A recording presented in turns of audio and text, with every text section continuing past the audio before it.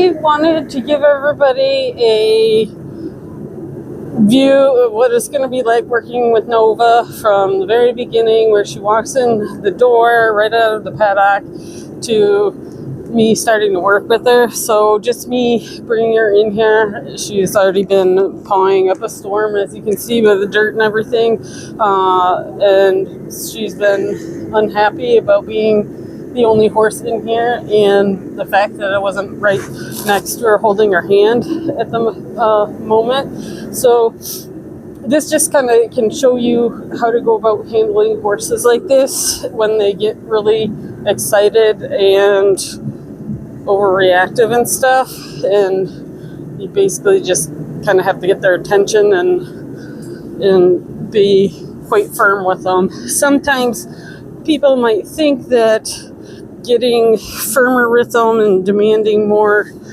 from them might exacerbate any of the problems that might be going on with them, when in reality a lot of times it fixes it.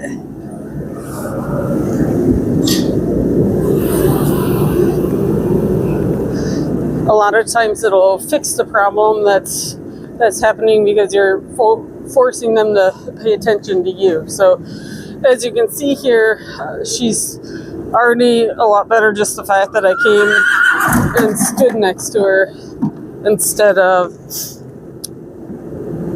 moving away from her. So you guys can see here, I'll step away and you'll see how she'll act up as soon as I get out of her and she thinks I'm leaving. There you go, and she's already starting to paw, but as soon as I come up to her and stuff, she gets where she's all nice and relaxed and calm about it. So this is just something that she'll have to actually get practice with. And the only way she's kind of really going to get over this is just kind of tying her up more often and practicing the whole tying aspect of it. So a lot of times when I'm done working with my horses and stuff, I'll actually tie them up for some time afterwards, just to obviously not only practice the tying part, but it also gives them time to kind of think about the lesson that we just went over as well. So I'll do that too. So I'm gonna actually plan on riding her today. And I did not do any groundwork yet, but I'm going to trust that she's going to be okay with me at least saddling her and get her saddle on first. And because she has never made any big deal about that yet.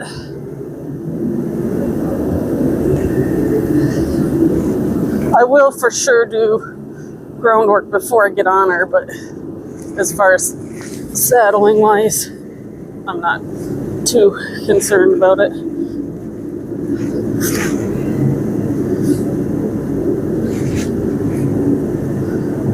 There you go. And just while I'm doing this here, I don't know if you guys, come on, and move. I do make it a big deal where I move my horses away from the wall, so I'm not pinned next to a wall like that. And I make it a huge deal that my horse will move their feet and stuff. But what I was gonna say is, before you go ahead and tighten your horse's cinch up and stuff, when I put my pad and stuff on, I'll really wedge it up in between or underneath the gullet in there, and so then when I go ahead and cinch the cinch on, it'll actually not pull her mane or be like on her back and put extra pressure on her back there. So just kind of keep that in mind when you do it. It'll be something that it'll make it feel a little bit better for them. And then too, you can always kind of measure what length you need it by just figuring out where this is going to end up in the middle of their sternum if you were to go around the other side there. And she It's quite a bit bigger than the other horses I ride because she's got that draft in her.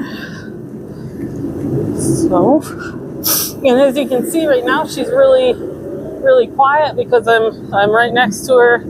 She feels safe next to me. She's taking that security and comfort from me right now.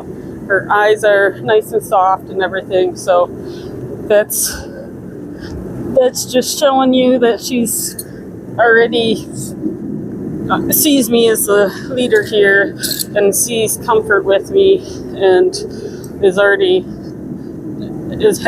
formed that bond and partnership with me here.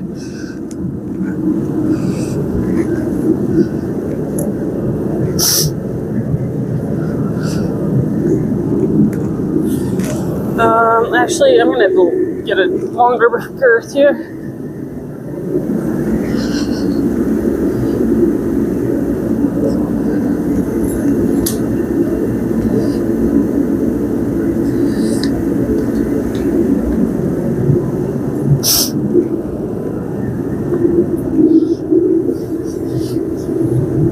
Honestly, what I've found is a lot of people probably use too long of a girth on their horses anyways. Why are you bending there, girly? You're moving your saddle off. A lot of people probably use too long of a girth on their horses as it is. Honestly, average horse should probably be taking a 28 to 30 inch girth to have it fit in the right spot. But I'm going to guess that the majority of people on an average horse probably have a 32 to 34 inch girth that they use instead, which then gets too high up here on the horse, and it really should be lower here. They have some nerves and vessels and stuff that go through when it's up higher like that, and you don't want to really pinch those off.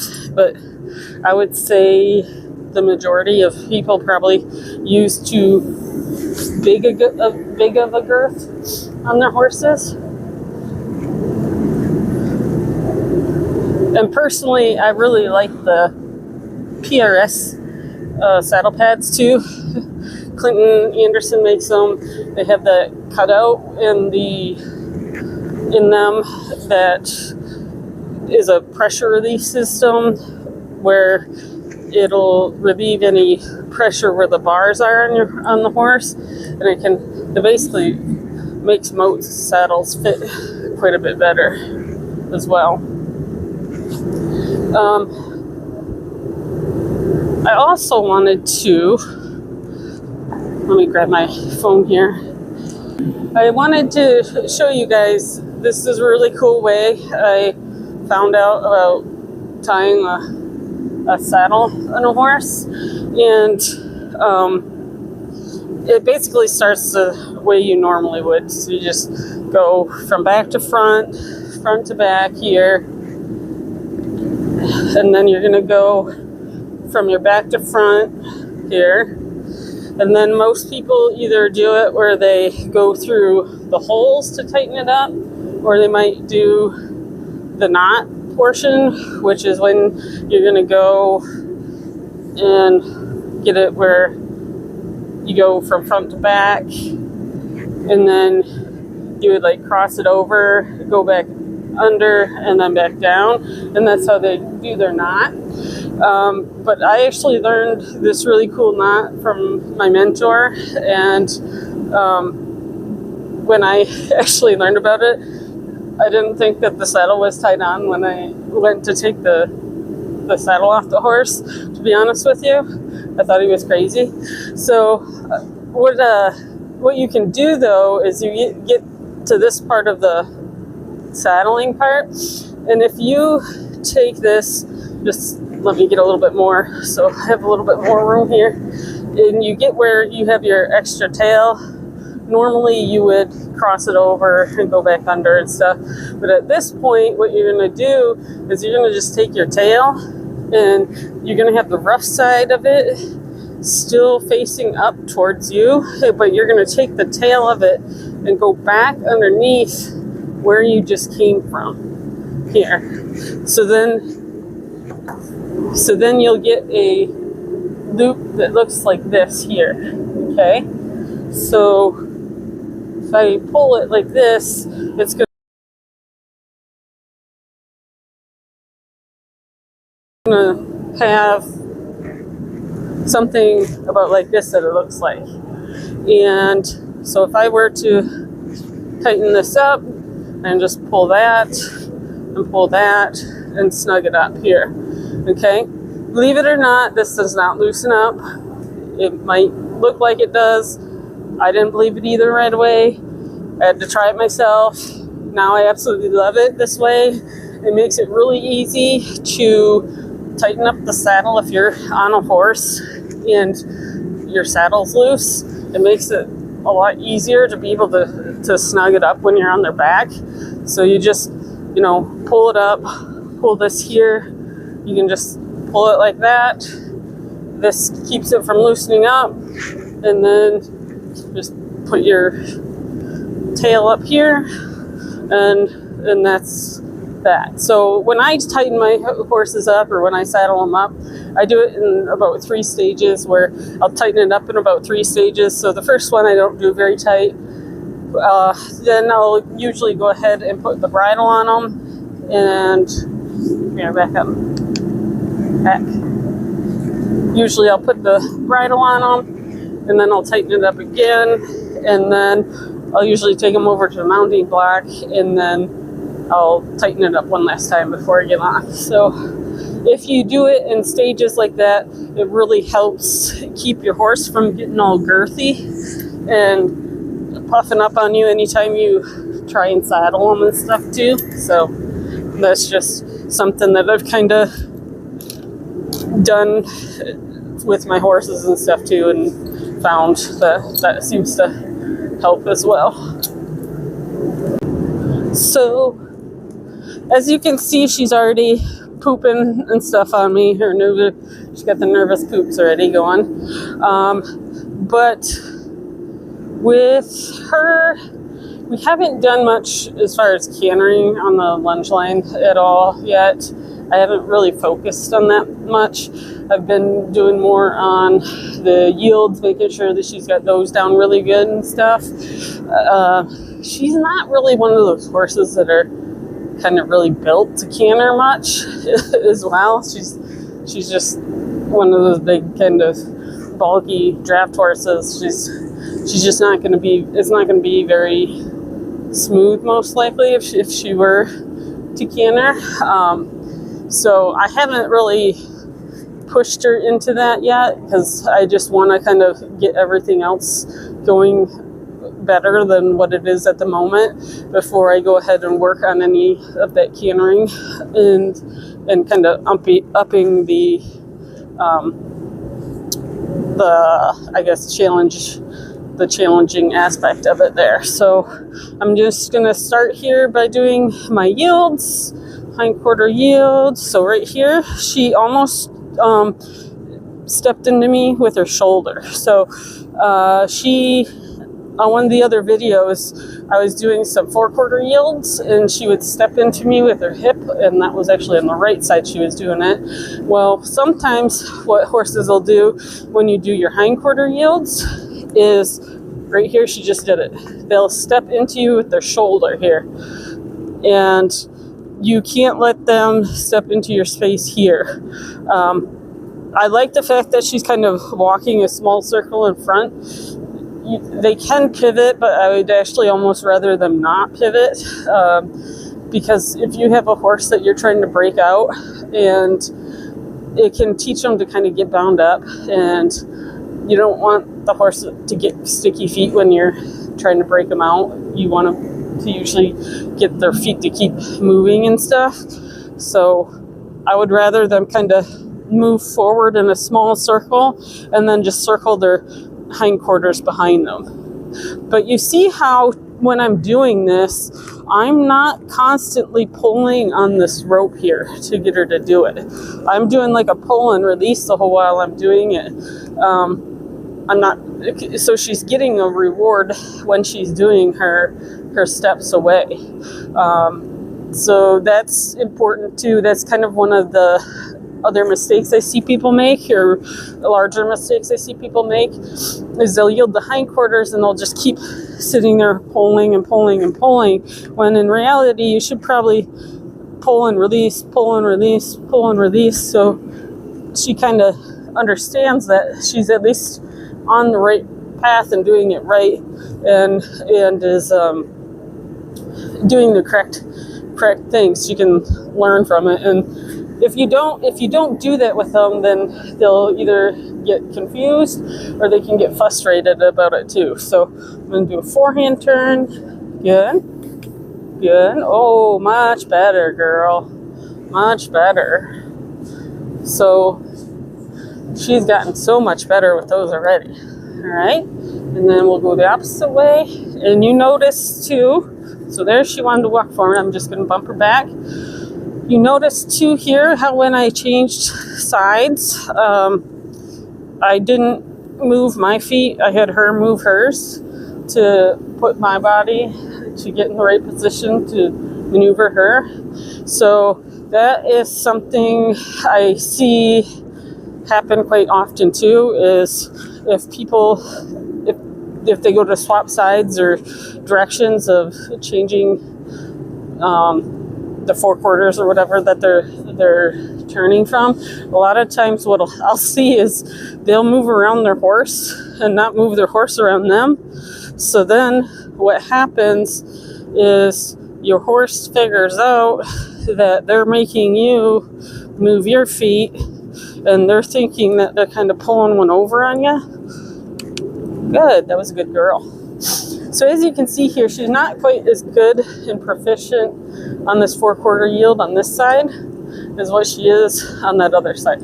So right here, she's getting a little bit emotional about me kind of flapping my hand here, but you see how I didn't stop with waving my hand and stuff.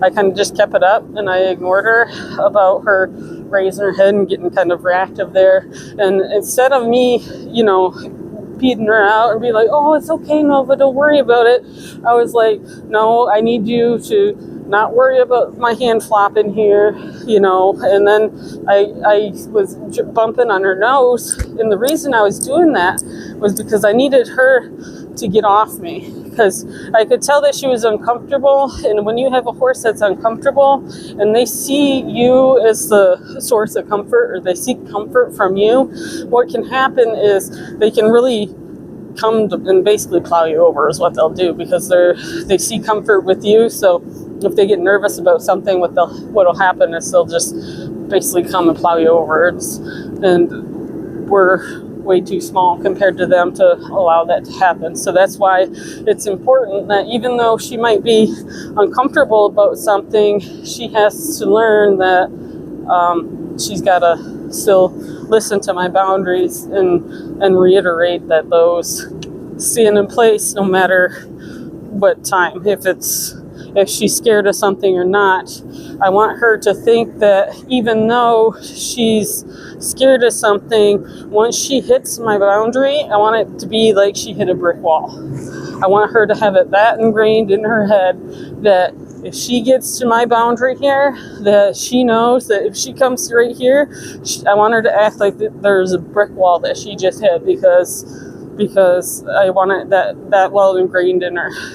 And that's for my own safety to do that. So I'm going to disengage, forward, disengage the hindquarters this way. Good. Pull, release, pull, release, pull, release. Good girl. All right, there. She tried to step into me there with that shoulder. Pull, release, good. All right. So they were just, these are little tiny things that these horses will do that they'll try and pull over on you. And they get really good about it. They're really sneaky about it. Most people don't think anything of it. They don't think it means much. It's not that big of a deal, you know. And for the most part, it isn't until you understand the horse's psychology and how the way the horses think and the way they perceive things and the way they communicate with each other, and the fact that they don't look at us as anything different or treat us any different than another horse. Here, Nova. All right.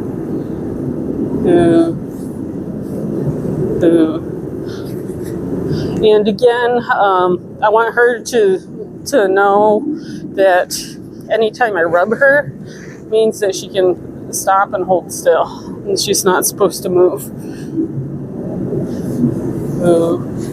So the rub is kind of a little bit almost like a break to tell them that, no, you don't need to move your feet. Good girl. Here. Ooh.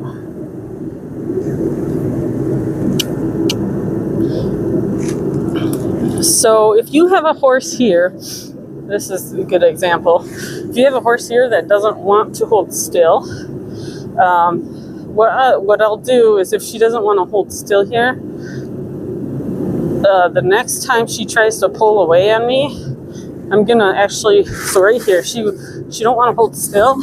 I'm gonna make her hustle her feet and get after her and make it super uncomfortable for her for not holding still. So if she wants to move her feet, I'm okay with that. It's just, if she does, I'm going to make it uncomfortable, and it's going to be on my terms. Okay? So then I'm going to go back, calm my body language down, rub her, let her know that she doesn't have to move. She can just, stand here, relax. I'm going to adjust her saddle. So there, she did it again. The moment she does it, I'm going to go back and correct her. Hustle her feet, get her uncomfortable. Stop. Rub her. Good. Good.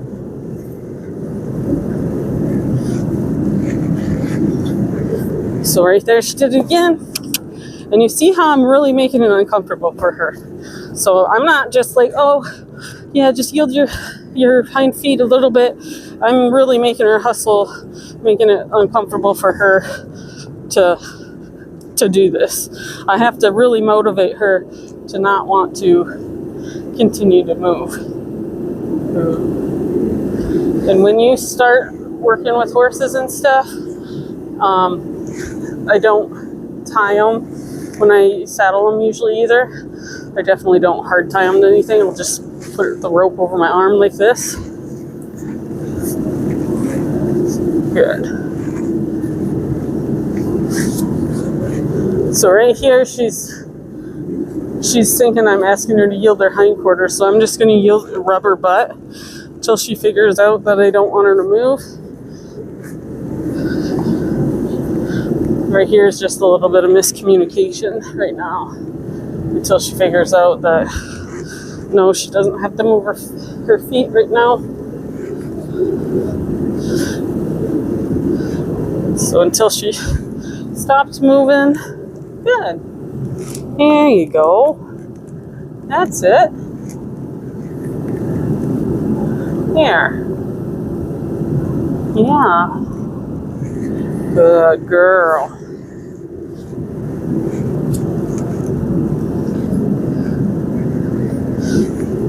Good. So I like now here that she hasn't started moving when I started messing with this saddle here. So right there, I just taught her that if she wants to move her feet, that's fine, but I'm going to make it uncomfortable for her if she does. I'm going to make her hustle her feet if she does that too. Okay? So that just kind of shows you what to do if you have a horse that doesn't want to hold still for you while you're saddling them. That's the same way you treat them if they don't want to hold still while you mount them, anything like that. You'd go about it the same manner. Hustle their feet until, if they try and move and that goes, you have to make sure it's black and white too when you do that. You can't just like let them get away with stepping away 2 or 3 times and then hustle their feet and give them like 2 or 3 chances. You have to make it black and white for them. So the minute they step away, you have to go ahead and reprimand them, and then go ahead and try again. And then if they step away once, you go ahead and reprimand them right away. Don't give them 2 or 3 shots to fix it. They're just gonna constantly always challenge you then. So you're not gonna really fix the problem if you keep giving them 2 or 3 chances to not move. So that's a good tip to know as well. So I am going to actually grab her side pole and use that. I have not used it yet on her. And this here is a side pole. Okay, so this has like basically a headset, just like a bridle would. So this part up here is just like a bridle. This part down here is more like a halter. Okay, so this here has the knots on the nose, like the rope halters do here, but it also has these rings here that you use for your reins that helps guide them when you're on them and be able to steer them. But this also kind of helps teach them in the going from the halter aspects to learning the whole pressure of the bit a little bit. It's kind of a little bit of a stepping stone. It can help some horses do that. So that's personal preference, whether or not you want to use one or not. It's up to you. A lot of times I'll use the Boselle or, come on, you need your head down. Thank you. Head down, thank you. Alright, so since she's such a big girl, you gotta get her head down. And she'll do it with the halter on, but I took her halter off, so I gotta teach her to lower her head with the halter off. So I'm just trying to put pressure above her head here a little bit. Ask her to pull her head down. Come on. Good.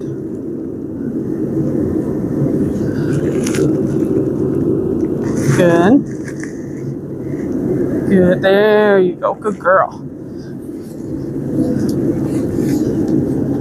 And I don't even know if this has been fitted for her, to be honest with you.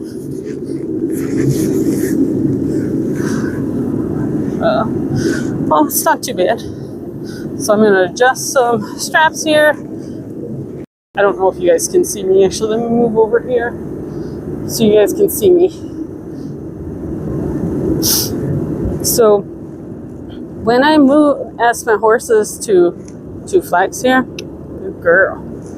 I might have to grab my stick too to help me out a little bit. But when I do my flexing, what I'm going to do is it's going to involve my seat too a bit. So what I'm going to do is I'm going to make sure I'm sitting deep in my seat and putting my weight on our hindquarters. So when I reach down, slide my hand down and ask her to flex, my weight's on her hindquarters. So it's going to be difficult for her to move her hindquarters than it would be if I were to sit myself up and forward in my saddle. So if I wanted to yield her hindquarters around and move her hindquarters, what I would do is I would just sit up in my saddle a little bit, get my weight off her hind end so she can move those feet around. So basically my weight's going to be on her forehand. So if I wanted to turn her hindquarters that way, she's going to most likely, I'm going to want her to pivot on this front left. So I'm going to just shift my weight so it's going to be on the front left foot. So say I wanted to yield the hindquarters here. So instead of flexing, it's a similar cue. I'm just going to take it here, bring her, and then I'm just going to lift, continue. I'm going to cluck to her a little bit. Wait till this steps. There it was. One step, and I just release there. Okay, so the big difference there is my body position in the saddle. So I'm going to ask again. I sit up. And I have to wait until she moves that hindquarters. So whether or not she moves the front forequarters, that's not the answer I'm looking for. It was the hindquarters I was looking for. Good. So there it was. Good girl. So I'm really just looking to connect her feet to these reins, which shouldn't be hard for her to pick up on because we've kind of already done this on the ground. Good girl. And I do this with just the reins, and then I'll do this with just my feet, and then after you do that, then you can have either reins or feet, and you kind of have a backup way of being able to do it instead of having to do both at the same time. If you teach both at the same time, a lot of times it gets to be a little bit too much for the horse, and it takes longer to teach them that, actually. Oh, there, that was really good. So I just asked her to turn there. All right. So now I want her to stop. So I sat myself back down, get her to stop disengaging those hindquarters. Now I'm going to go this other direction here. I'm going to yield the hindquarters this way. Sit up. All right, now I want her to stop. I'm going to sit back down, sit back. I want her to stop. Good. Good girl. So eventually I'm going to teach her that she's going to learn to move off of my seat too. So I sat up here. I'm going to kind of cluck to her. Lift up a little bit more on my reins. There it was. I pulled, let her go. I'm going to sit back down, let her know that was the right answer. All right, ask her again. Pull up. I'm going to cluck to her. Good. That was really good. And then I'm sit back down. Good girl. Good girl. So when you're teaching these horses and stuff, the key thing's all going to be timing. Timing is going to be the biggest thing when you're training these guys. So getting your timing with your release is the key to everything. There is knowing how much pressure to use and when to release it. So I'm going to sit forward here. Want to get our hindquarters to move. Good. Sit up again. So there she did her forequarters. I want her hindquarters though. There it is. Good. Good girl. So say if I had a horse here that I was working with this and I was trying to get them to yield that hindquarters and they're not figuring out, and they're thinking that the feet are connected to the front feet or something like that. When I'm doing that, they just keep walking their front feet around instead of yielding their hindquarters. What I would end up doing is I might have to help them and take my feet to get them to stop and disengage. So right here, I'm going to sit deep in my saddle, try and get her to stop moving those hindquarters, and that's going to tell her the difference between yielding her hindquarters and stopping. And it's very minimal, like unless you're really looking for it in the seat and stuff, and watching where someone's weight is sitting on a horse. A lot of times you're probably not even going to hardly notice that they're shifting their weight around. Because it's that minimal of a shift, so it's just like a couple inches here and here that I might do. So here she's going to feel my weight sit back a little bit further, where up here my weight's coming up forward. So it's literally maybe 2 inches of me shifting my upper body, but she feels that on her back, and she'll be able to connect the dots that means something, that when I sit forward, that means the hindquarters is free. So if I lift up here, she knows this means to connect to her feet. So I want her to, come on. Good. And as soon as she yielded those hindquarters, I let go. And then when I'm done wanting her to yield, I'm going to sit back down too and let her go there. And another exercise you can do is eventually get them to see if you can teach them from like the standstill here to, if we do it Good girl. Good girl. Good girl. So if we get her where she's flexing here, we do it where I'm sitting down, she's flexing here. I want her to learn that if I sit up, that it means to yield her hindquarters. So I'm doing it where I'm just flexing her. So if I sit up here, I want her to learn that I want her to move her hindquarters when I do that. And when I sit back, I want her to stop. So sit up, move the hindquarters. Good. Sit back means for her to stop. I'm just going to sit there and hold it. Good. Until she gives me the response I want. So even though these are like little subtle things that my body's doing and stuff like that, it's actually really communicating things with the horse as well. So same with when I'm steering my horses I guess I like to teach people or kind of tell people that the horses that with the way it is, they actually go by our body weight and what our body's doing quite a bit too. So when I'm steering my horses, I kind of, when I teach this, what I usually do is I'll have people hold the reins, get a little bit where there's some contact, not much, but a little bit.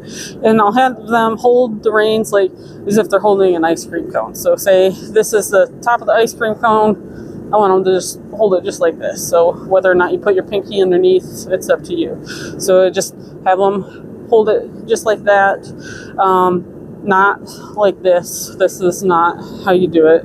You're gonna hold it like you're holding an ice cream cone, okay? And so what I'm gonna do is if you have your reins here held in your hands are gonna be in front of your horn. You're gonna keep your elbows at your side, tucked at your side here. And what I want you to do is I want you to, sit up nice and tall, pull your shoulders back, and then act when you're riding like almost as if you got a stiff neck or you have a neck brace on. So when I'm steering my horse and stuff, instead of turning my head to turn my horse, what I'm going to do is I'm going to turn my whole upper body. So if I want my horse to just turn a little bit, I'm going to just turn my upper body a little bit. If I want him to turn a lot, I'm going to turn my upper body more. As you can see, just me by shifting my weight like that, she was already starting to turn there because she could feel my weight shifting on her back. So if you're going to turn your horse to the right, their body's in an arc like a C arc here. So when you're turning to the right like that, your body weight has to be on the outside of that arc, okay? So when you actually turn your shoulders like that, the majority of your weight is going to go up in this front left shoulder here when your body's shifted like this, and that's going to allow her to be able to hold her body up in that circle position and in that turn, where if I were to lean into this circle, she's already having a hard time and she has to walk to try and balance my body weight there. So just because I shifted my weight to the one side, she had to move her body in order to get herself underneath me to be able to fix my balance there. So just because you ride horses, it's good to know kind of how much your body position and your seat and everything really affects how your horse is. And so a lot of times I'll see too is when people are trying to learn how to steer their horses, a lot of times what happens is I'll see them and they'll be walking their horse and they'll look like they're driving drunk down the road because they're going this way and this way and this way, and they're really overcorrecting. Well, it doesn't take much for the horse to be able to feel you on the line here. So if you guys take your rope and close your eyes and just feel by the time how much pressure it really takes before you can feel that rope or anything moving in your hand, you'll be able to realize how little bit of pressure it takes for them to really feel what you're asking. So even though she has like a big slap rein here and stuff, just the fact that I picked this up, she can feel this on her that I'm moving this. There's the weight of the clip and stuff that's moving. She can feel all that. So that right there, she can already use is that can be part of her cue that she needs to be moving her head in a certain direction or something. It doesn't necessarily mean you gotta like pull their head way this way or pull their head way that way. It's actually very subtle movements that you do, and it's just like your very fingertips that you end up steering your horse with. So it's going to be a combination of your fingertips and your body weight that it's going to steer your horse. So if you have your horse, you have your hands like this with your ice cream cone, elbows at your side, hands forward here. If I wanted to turn her to the right, I'm going to turn my body. I'm going to ask her to walk forward. And you see how my left rein is already laying on her shoulder here, or on her neck here? That's the start of my neck rein there. I don't know what she's seen, but there was something that she got spooked at. But she did pretty good there. If that was the most she did, I'm okay with that. Because when we're working with these horses and stuff, you're never going to get the spook completely out of them. But what I want to do is I want to train them to, if they were to spook, I want that to be the most that they do, and that's to jump in place and not take off and run. Because if they take it into their own hands and start running away from whatever it is that made them scared, that means that they're not putting their trust in me, and they're not checking in with me to find out if that's something that they need to run away from, or if it's something that they can just ignore. The initial jump part is something that is just a reaction. They can't help it. It's just like when we get scared. It's just the same type of reaction there. What they can help, though, is to not run from it. Okay? So that's what my goal is. My end goal when I'm working with these horses is too. So back to the steering part here. So as you see here, if I turn my shoulders, you can see she's already steering for me, and I'm not even closing my fingers or anything. I'm just shifting my body, my whole upper body. I'm just steering it. And she's going off of my body language and the fact that I am, moving my rein on this other neck, or on her left neck here. So if I go back the other way, let's see if she figures it out. If she figures out that I want her to go the other direction. So she's not quite figured it out. She's figured out that I want something else, but there it is. There you go. Good girl. There, she figured it out. So there she knew something was different, but she wasn't 100% sure what it was that I was asking for. So it just took me a minute, and I gave her a minute to kind of figure it out and be able to kind of feel her way around. So I'm actually going to put her in a little bit bigger circle, move her over with my leg a little bit, try and get her to bend here, because her whole body is like, feels like my whole saddle's kind of going that way, but it's actually the position of her body. So there she kind of got a little bit ornery. You see how she pinned her ears with me kind of tapping on her sides a little bit. Normally she's not like that for the most part.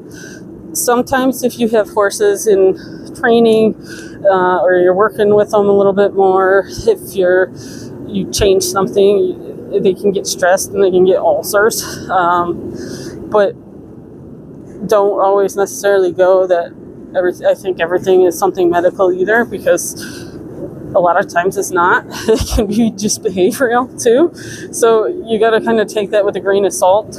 I mean, obviously, if there's something medically wrong with your horse, get it checked out. But just because I kind of nudged her with my feet a little bit here, I'm not necessarily going to say, yeah, for sure she's got ulcers going on. That would be something that I might kind of check out a little bit further and be like, hey, once I get down, maybe I'll kind of feel under her belly, see if she's sensitive anywhere, or if it was just the fact that I was telling her to move with my feet and she wasn't a huge fan of that, and she's just like, hey, I don't want you to nudge me here. So, and as you can see here, this whole while I'm turning her to the left, I'm not really doing much with my reins. It's my whole upper body that she's moving off of. It's just my weight shifting on my whole upper body. I'm not doing anything with my legs on her. I'm not cueing her with my legs. I'm just keeping my upper body turned to do that. So if I were to straighten out and want her to walk straight, I'm just going to straighten my body out.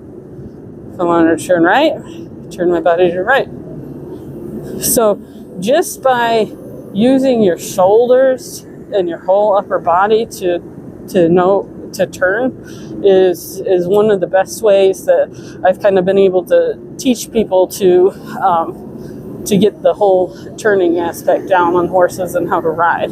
And to just, once they get going in the direction they want, just leave them alone. Don't worry about steering them. If say I'm coming up to this wall here, okay, I'm going to have her aim at this wall, but I'm not going to worry about trying to steer her what direction necessarily, because I know she can't go through the wall. So depending on what I want her to do, so say she's already kind of knows that we normally do a pattern, which is like a circle or something around here.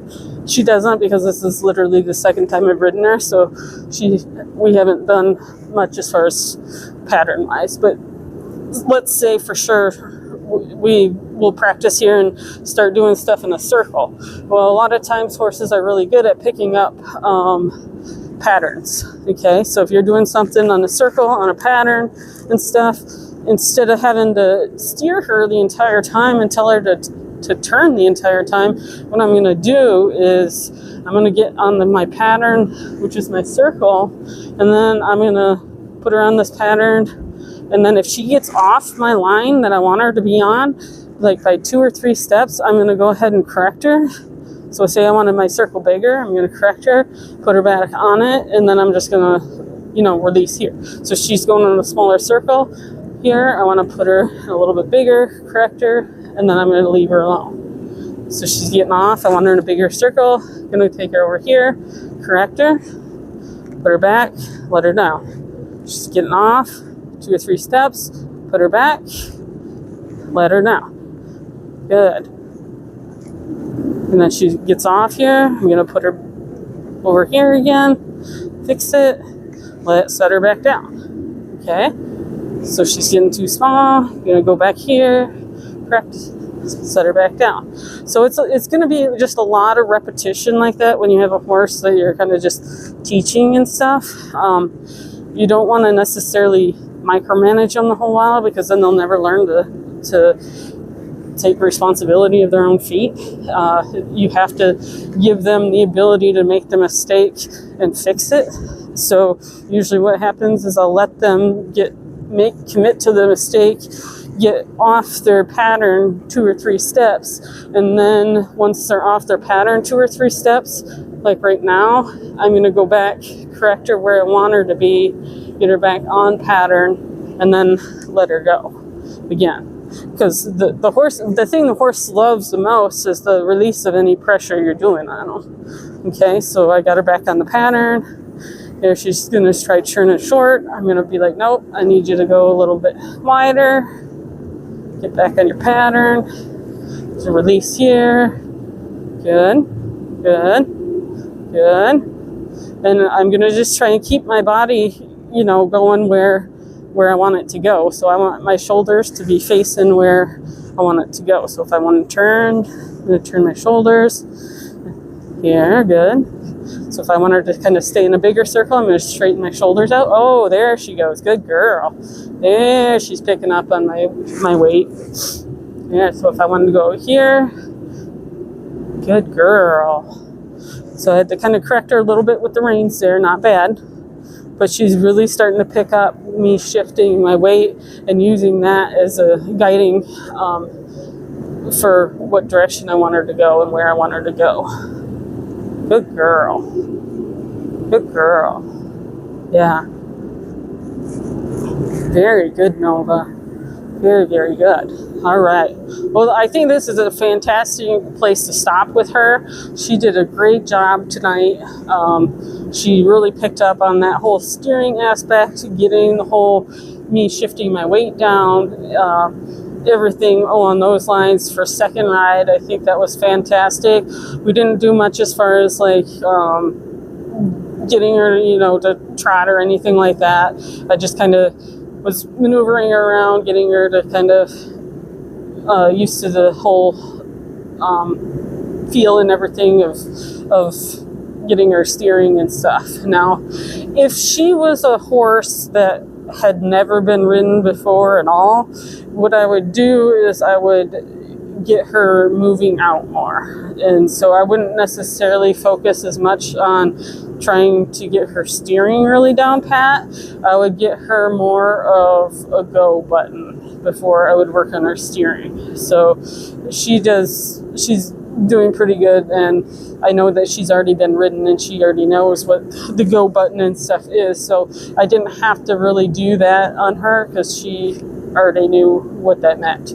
But she did have a little bit of an issue with, she's not 100% sure about the whole turning aspect of it. So just going through and reinforcing and reiterating everything is kind of where I'm going to start here. So from just this being her second time ridden with me, she's doing fantastic. I mean, I've had her like 2 weeks, so she's doing really, really well.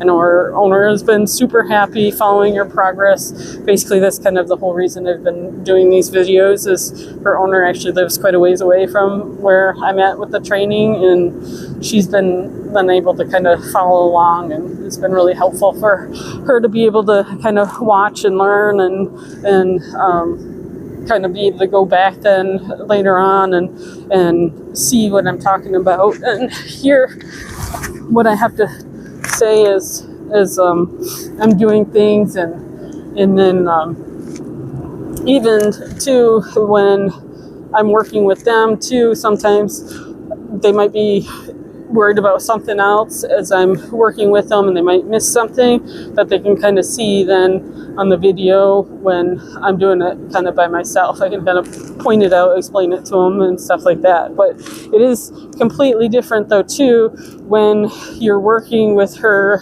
You might think you're doing something and you look like you're doing something one way, but in reality that's not what you're doing. So having somebody there with that professional eye to be able to kind of watch you and be like, hey, your body's doing this, you gotta go ahead and maybe like turn your shoulders a little bit, or don't back up. You know, I don't know how many times I say that to people, is don't back up, don't back up, don't back up.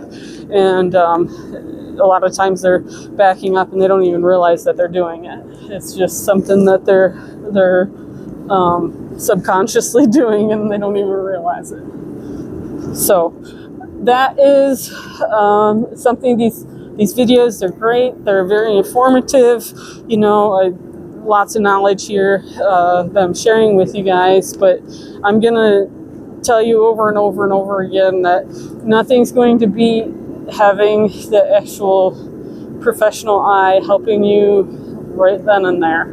There's nothing that's going to beat that. And that is going to be Nova for tonight though, and we will call that good for her lesson tonight. And I'll keep posting videos, kind of follow her progress along, because I want to keep up with her owner so she can kind of follow everything too. And go ahead and subscribe, key in if you like any of this stuff. If you have any questions about anything I've done or covered, or if you want to have me cover anything, or if there's anything you want me to talk about, feel free to leave any comments or anything, or questions, any type of suggestions on anything you want me to kind of go over. I'd be happy to answer them. That's not a problem. And tell me what you like, what you don't like, what you'd like to see, everything like that. So again, go ahead and subscribe to my channel. You'll be able to